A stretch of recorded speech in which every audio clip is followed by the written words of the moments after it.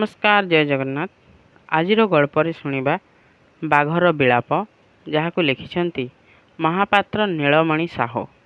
धर्म कुंड ना आपण शुणिछंती शुणी नाहांती? हाँ शुणी थाई पारंती, मात्र भूली जिबेणी, कारण से आजि की अनेक दिन तलर कथा।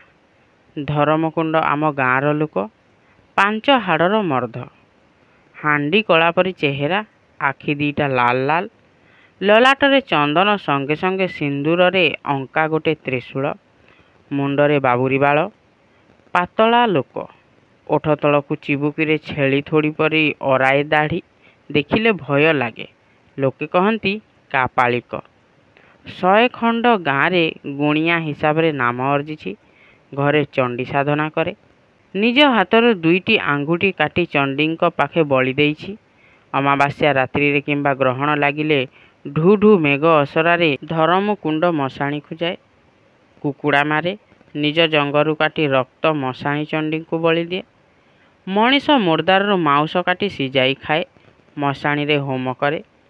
चंडी की संतुष्ट करी गुणी बल असाध्य साधना करे।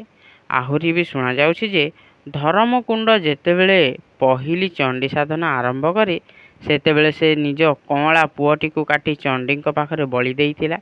सेही दिन तार आउ संतान जन्म होई नाहांती। धर्मकुंड तार साधना भी साजिथिला। राति अधरे दिन बार खोजी से मंत्र बल स्वर्गरु तारा मानंकु मंचकु डाकी आणे।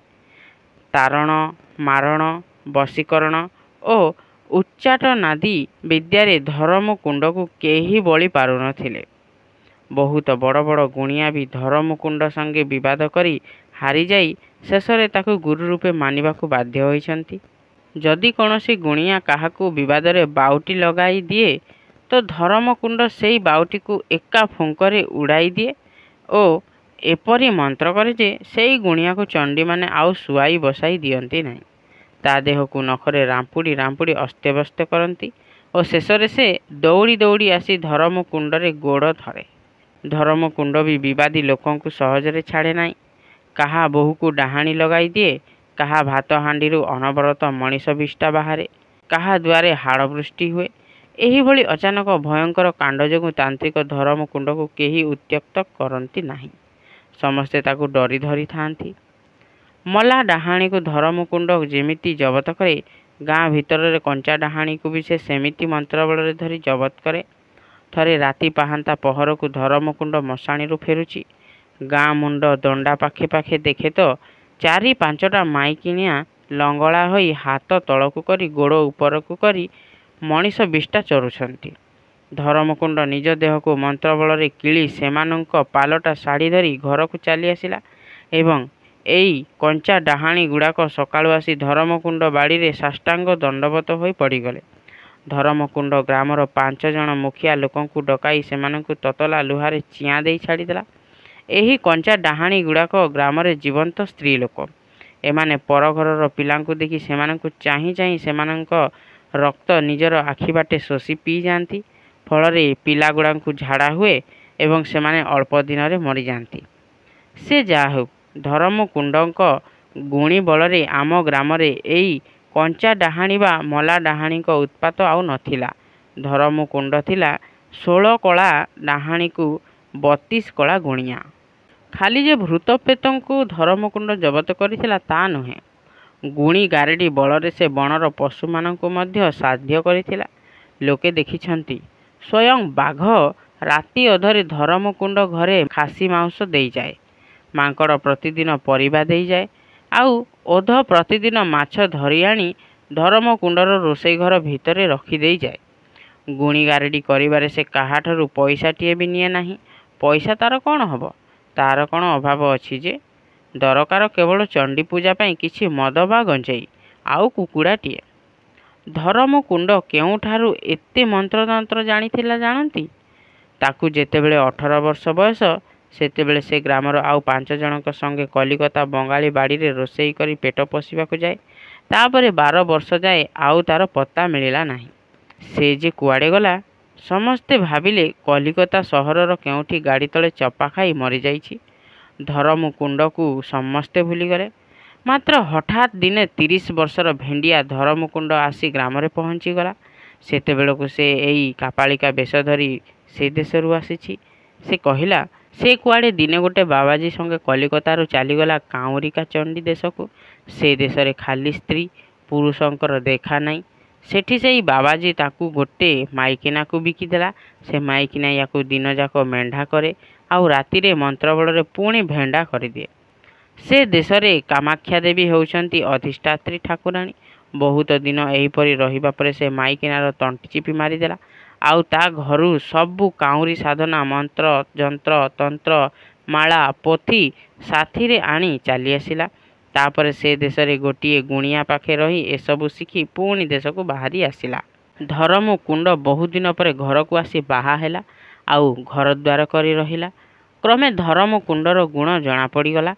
ଗ୍ରାମର ଶେଷ ମୁଣ୍ଡରେ ସେ ଗୋଟିଏ ଏକୁଟିଆ ଘର କରି ସେଇଠି ଆସି ସ୍ତ୍ରୀକୁ ଧରି ରହି ତାର ଗୁଣି ଗାରେଡ଼ି ବିଦ୍ୟା ସାଧିଲା। ତା ଘର ପାଖ ସାହାଡ଼ା ଗଛରେ ଯେଉଁ ଲୁହା କଣ୍ଟା ଗୁଡ଼ାଏ ମାରିଛି, ସେଗୁଡ଼ାକ ହେଉଛନ୍ତି ଡାହାଣୀ। ଧରମକୁଣ୍ଡ ଯେତେ ଡାହାଣୀ ଛଡ଼ାଇଛି, ସେଗୁଡ଼ାଙ୍କୁ ଆଣି ଏଇ ସାହାଡ଼ା ଗଛରେ ବନ୍ଧନ କରି ରଖିଛି। ସେ ଯାହା ହେଉ, ଧରମକୁଣ୍ଡ ଅଳ୍ପ ଦିନରେ ଗୁଣି ଗାରେଡ଼ି ବିଦ୍ୟାରେ 100 ଖଣ୍ଡ ଗାଁରେ ଭାରି ନାମ ଅର୍ଜନ କଲା। ଆହୁରି ମଧ୍ୟ ଗଡ଼ଜାତକୁ ଯାଇ ସେ ରାଜାମାନଙ୍କୁ ନିଜ ବିଦ୍ୟାର କରାମତି ଦେଖାଇ ସେମାନଙ୍କଠାରୁ ପାଟ ଯଥା ଆଉ କୁଣ୍ଡଳ ପୁରସ୍କାର ପାଇଲା। କିନ୍ତୁ କ'ଣ ହେଲା ଜାଣିଛନ୍ତି? ଧରମକୁଣ୍ଡ ତ ନିତି ନୂଆ ନୂଆ ଗୁଣି ବିଦ୍ୟା ଶିଖୁଥାଏ। ନୂଆ ନୂଆ ବିଦ୍ୟା ହାସଲ କରି ନିଜର କରାମତି ଦେଖାଇବାକୁ କିଏ ନ ଚାହେଁ। ଧରମକୁଣ୍ଡ ଭାରି ଆଶ୍ଚର୍ଯ୍ୟ କଥାମାନ ସାଜିଲା। ଶୂନ୍ୟରେ ଭ୍ରମଣ କଲା, ଉଆସ ରାତିରେ ଚାନ୍ଦ ଦେଖାଇଲା, ପୁଣ୍ୟ ରାତିରେ ଚନ୍ଦ୍ରକୁ ଗୋପ୍ୟ କଲା, ଗ୍ରାମ ଦେବତୀଙ୍କୁ ମନ୍ତ୍ରରେ ବନ୍ଧନ କଲା, ଗର୍ଭବତୀ ନାରୀର ଗର୍ଭରୁ ସନ୍ତାନ ହରେଇନେଲା। ଏହିପରି ଧରମକୁଣ୍ଡକୁ ଦେଖି ଗର୍ଭିଣୀ ଗାଈ ମଧ୍ୟ ଭୟରେ ବାଟ ଛାଡ଼ିଦେଲା।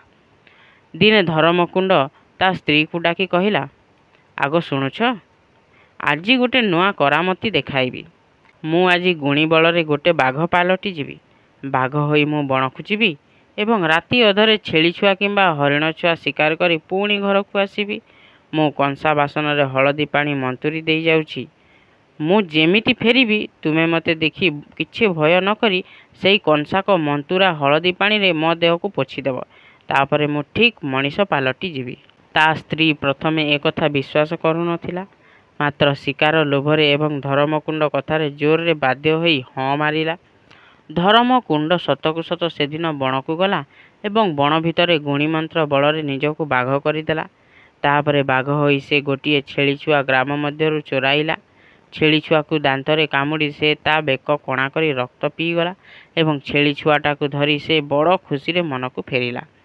ଅଧରାତି, ସାଇଁ ସାଇଁ ନିଶା ଗର୍ଜୁଛି। ଧରମକୁଣ୍ଡର ସ୍ତ୍ରୀ ସ୍ୱାମୀର ବାଘ ସ୍ୱରୂପକୁ ଅପେକ୍ଷା କରି ବସିଛି। ଏକୁଟିଆ ମାଡ଼ି ମାଡ଼ି ପଡ଼ୁଛି। ଗାଁ ଶେଷ ମୁଣ୍ଡରେ ଘର। ସତରେ କ'ଣ ସେ ବାଘ ହୋଇ ଫେରିବେ? ଅବିକଳ ବାଘ ରୂପରେ? ସେ ଦେଖିଛି ଗାଁର ପଠାଣମାନେ ମହରମ ପର୍ବରେ ବାଘ ରୂପରେ ଚିତ୍ର ହୋଇ ଖେଳ ଦେଖାଇ ପଇସା ମାଗନ୍ତି। ସେ ଚିତ୍ର ବାଘକୁ ଦେଖିଲେ ବି ଭୟରେ ଦେହ ଥରେ। ସେ କ'ଣ ସେହିଭଳି ବାଘ ଚିତ୍ର ହୋଇ ଫେରିବେ, ନା ସତକୁ ସତ ମନ୍ତ୍ରବଳରେ ବାଘ ପାଲଟି ଆସିବେ? ମନ ଭିତରେ କୌତୁକ, କିନ୍ତୁ ଭୟ ବି କମ୍ ହେଉନି। ଧରମକୁଣ୍ଡର ସ୍ତ୍ରୀ ଘରେ କବାଟ କିଳି ବସିଛି। ହଠାତ୍ ବାଡ଼ିପଟେ ବାଘର ହେଣ୍ଟାଳ ଶୁଭିଲା। ଧରମକୁଣ୍ଡର ସ୍ତ୍ରୀ ଘରେ ଭଲ କରି ଖିଡ଼ିକି ଲଗାଇ ଦେଇ ଝରକା ବାଟେ ଚାହିଁ ଦେଖିଲା, ସଣ ଫୁଲ ପରି ଜହ୍ନ ପଡ଼ିଛି, ଆଉ ତାର ଝରକା ପାଖେ ଦୁଇ ପଞ୍ଜାକୁ ଆଗକୁ କରି ବସି ରହିଛି ଗୋଟାଏ ବିରାଟ ଶାର୍ଦୁଳ। ଲାଞ୍ଜକୁ ଟେକି ମୁଣ୍ଡର ପଛପଟେ ପିଟୁଛି। ଆଗରେ ଗୋଟାଏ କଳା ଛେଳି ଛୁଆ ପଡ଼ିଛି। ଝରକା ବାଟେ ତାକୁ ଦେଖି ବାଘଟା ଆହୁରି ଗର୍ଜନ କଲା। କୁଦା ମାରି ଝରକା ପାଖକୁ ଆସିଲା। ଘାଉଁ ଘାଉଁ ହୋଇ ଝରକା ପାଖ କାନ୍ଥରେ ଘଷି ହେଲା। ପୁଣି ପଛକୁ ହଟିଯାଇ ବୀର ଠାଣିରେ ବସି ରହି ଘାଉଁ ଘାଉଁ ହୋଇ ହସି ଉଠିଲା। ଓଃ, ସେ କି ବିକଟ ହସ, କି ଭୟଙ୍କର ମୁହଁ! ଧରମକୁଣ୍ଡର ସ୍ତ୍ରୀ ଭୟରେ ଖାଲି ଥରିବାକୁ ଲାଗିଲା।